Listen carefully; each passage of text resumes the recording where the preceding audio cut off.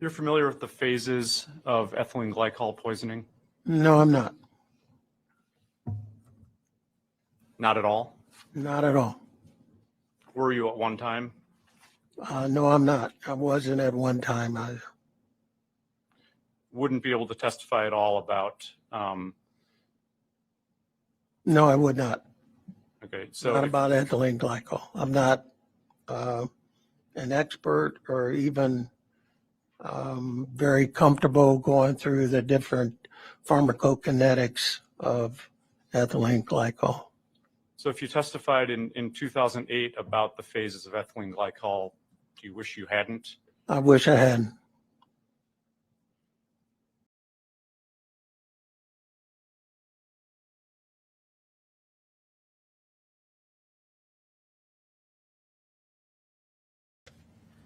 I do have one issue, if the parties want, I don't know if it's going to be an issue. And Mr. Jambo, you could probably respond. Was there an issue as to the termination of Dr. Maureen Levin? Yes, Your Honor. The defense had sought to cross-examine Dr. Mary Mainland about Dr. Lavin's termination of employment. Of course, Dr. Mainland was not here at the time that Dr. Lavin was terminated. The state believes that any testimony any information regarding Dr. Lavin's termination from employment is not relevant to this case. Dr. Lavin was the medical examiner for Kenosha County at the time this case was on December 3rd, 1998, the date that Julie was killed. But she testified at the preliminary hearing. But while preparing this case for trial, she refused to answer questions in my office about whether or not she was board certified. We knew she was not board certified. We were simply asking her questions about this, and she said she wasn't going to answer it. And I said, well, you understand that when you go into a courtroom, if you refuse to answer questions that are put to you in defiance of the judge's order, you might leave in that courtroom in handcuffs, and you are required to answer questions in court. And furthermore, when you're sitting in the district attorney's office and he's asking you questions, you are obligated to answer those questions as well. And if you don't, you're going to be terminated.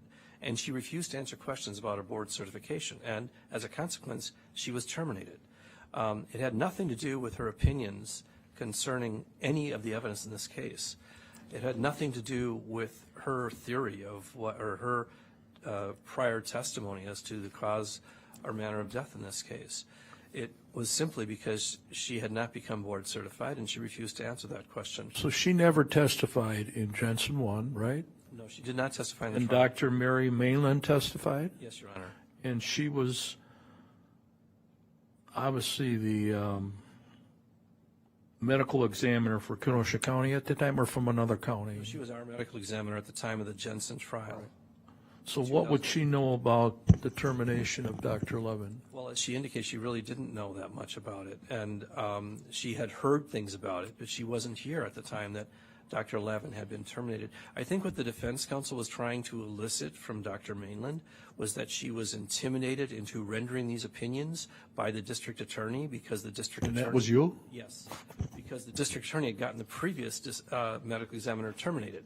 But she was not terminated because she refused to agree with the prosecutor's theory of the case. In fact, the prosecutor's theory of the case has always come from the medical examiners. It's not the other way around. But she was terminated because she refused to answer questions pertaining to whether or not she was board certified. It has nothing to do with the development of the evidence in this case. So it's completely... Did we ever find out if she was certified or not? She was not board certified. That's why she refused to answer the questions. So, Judge, I think the concern is that as it relates to the cross-examination of Dr. Mainland testified that she was aware of some of this information, maybe not everything that Attorney Jamboy said, because she wouldn't have had that information unless Attorney Jamboy told her that information. But she was aware that there was an issue as it related to the Jensen case and her findings that caused Dr. Mainland was aware that there were issues with Dr. Lavin and her findings in the Jensen case or her testimony in the Jensen case that caused her to be terminated from her employment. Did she testify to that in front of Judge Schrader? She testified that she was aware that Dr. Lavin was terminated. While you're looking at those other transcripts, see what she said in Jensen. Well, Your Honor, I can tell you this. The whole theory of the cross-examination of Dr. Mainland was to suggest, plant in the jury's mind, that Dr. Mainland was somehow intimidated by the prosecutor into rendering the opinions that she rendered in this case. Contrary to what defense counsel just said, there was nothing about Dr. Lavin's testimony. That's what I'm saying. Get the transcript and let me take a look at it. Okay. So remind me, that's another issue for the pretrial. The first one that I want to deal with is the testimony that was in the original trial, which I will call Jensen 1.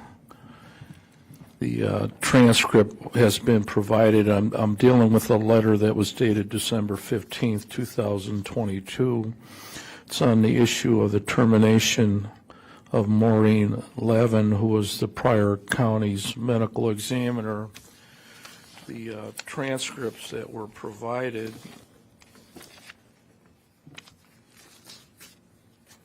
from the original trial, there was a question to Dr.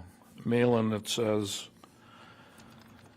"You knew at the time you were hired that Dr. Levin had been fired from her position." Yes, and that she was fired for conduct in this very case. She goes on to answer under oath, "I heard that may have been a factor. I really don't have access to her personnel file, so I don't know the whole case against Dr. Levin, to be honest." The next question was, when you took the job, there's something you were interested or why Dr. Levin left that position, right? The answer was, "Well, we're all kind of nosy, but I did not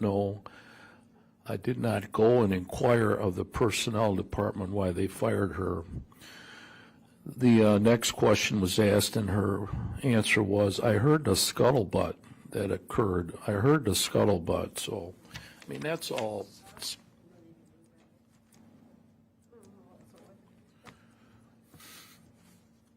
We're on the record. Thank you. Obviously, that's all speculation. She has no knowledge of why this doctor was fired, and she admitted it under oath. In court, it's not like she's given some sort of statement to one of the attorneys. She's basically saying, "I don't know anything. I'm speculating. It's all scuttlebutt." So that line of questioning is not going to come in